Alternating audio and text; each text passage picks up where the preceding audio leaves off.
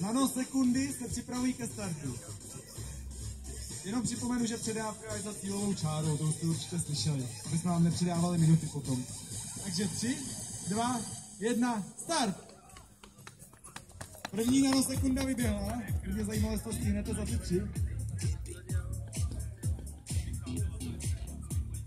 Hezká otočka. Radim se připravuje na předávku. A David to vypadá, že to bude pak finišovat. Hezky jste to měli, předávku přesně na čáře. Bacha na obíhání kolem kužele. Zatím dobrá technika.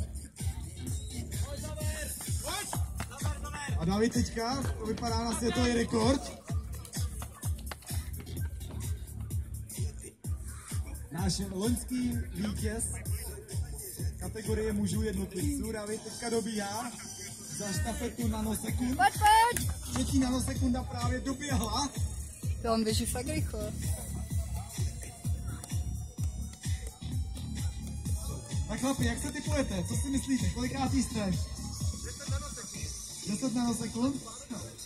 Přidáš pár řádů, tak možná se trefíš. Tak kolikátý si myslíte?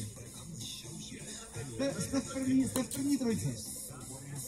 A jste druhý časem 51,8.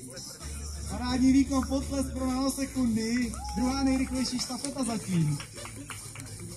Připomínám 15:30.